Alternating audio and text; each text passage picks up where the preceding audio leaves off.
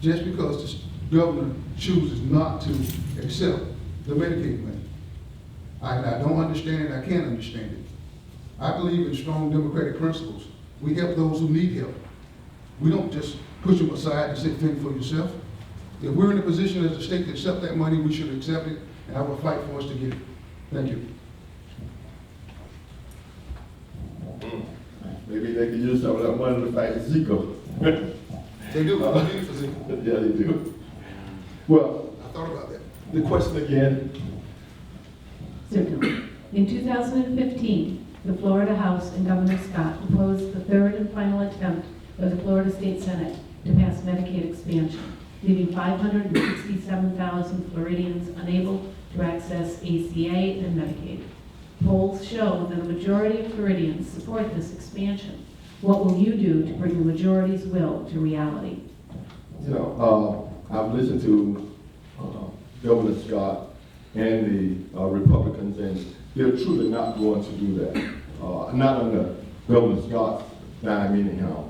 But we know that within 2 years, he'll be out of the state of Florida, and we're looking forward to getting a progressive Democrat as the governor, and we're going to pass and extend that Medicare extension plan, and I think it's going to be a good day. However, Mr. Scott, who robbed the Medicare system of a lot of money and didn't go to prison, don't care about helping people. So I don't think that we should even waste our time trying to get him to do something that he's truly not going to do.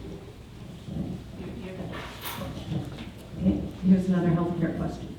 Governor Scott's 2016-2017 budget cut $17 million from the previous budget for free and charitable health clinics. This required cutting 718 positions in the State Department of Health. How is it possible to provide quality health care for so many people on less and less money?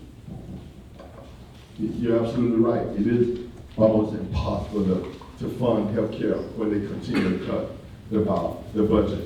And that's why it's so important that we as good Democrats go out and vote to support people who have like minds, who support the same things that we support. And as Democrats, we care about people. I feel that no one should go broke trying to pay medical bills. However, I see it each and every day. In my practice, I represent individuals who owe money to Internal Revenue Service. And I truly see people ending up filing bankruptcy because of the high cost of health care. Thank you. Read the question again, please. Governor Scott's 2016-2017 budget cut $17 million from the previous budget for free and charitable health clinics. This required cutting 718 positions in the State Department of Health. How is it possible to provide quality health care for so many on less and less money? And when we went through the downturn, everybody was faced with doing more with less. But what we did in the Daytona area is schools like Bethune-Cookman took the nursing department and started doing, neighborhood health care. And we started working with some of the neighborhood clinics, such as the Jesus Clinic. We can't just wait for 2 years for Rick Scott to leave office. In the meantime, we got to do something. I'm not the one willing to sit there and wait for him to leave for us to get Medicare money. In the meantime, we got to do some things, have some things in place.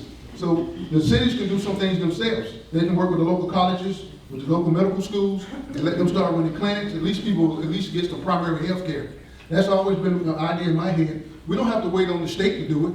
We can go out and start working with some of these physicians who want to volunteer time.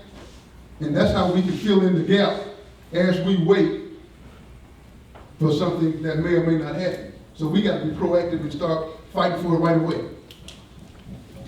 Thank you. No, it's you. Yes, you know, yes. Where do you stand on the current policy regarding the death penalty? And would you propose any changes to that policy? Wow, that was one of my things on my list, is death penalty reform.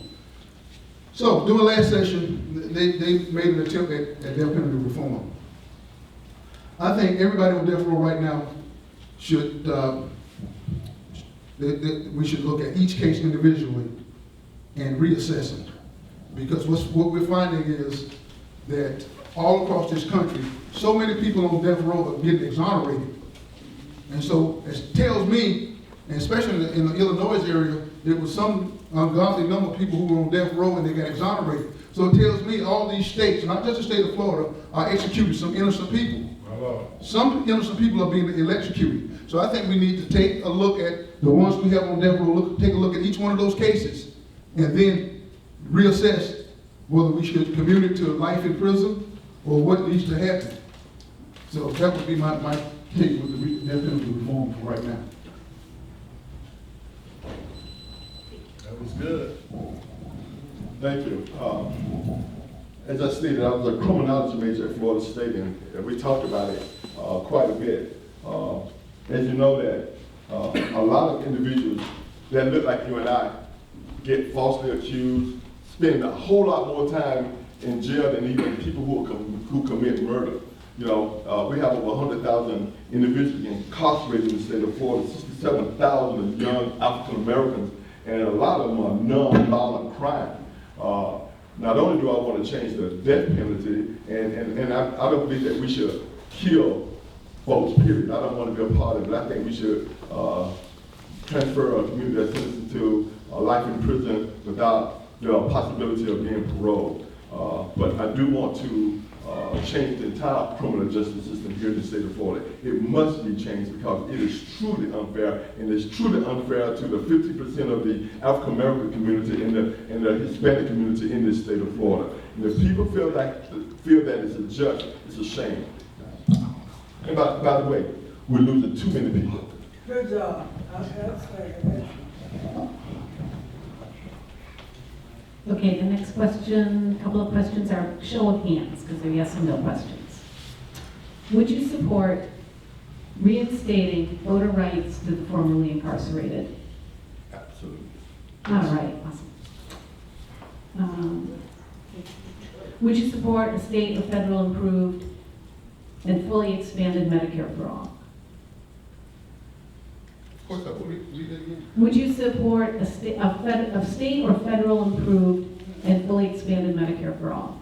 For all. Yeah, for all. Okay. Last yes or no question. Once elected, will you commit to meet here on a quarterly basis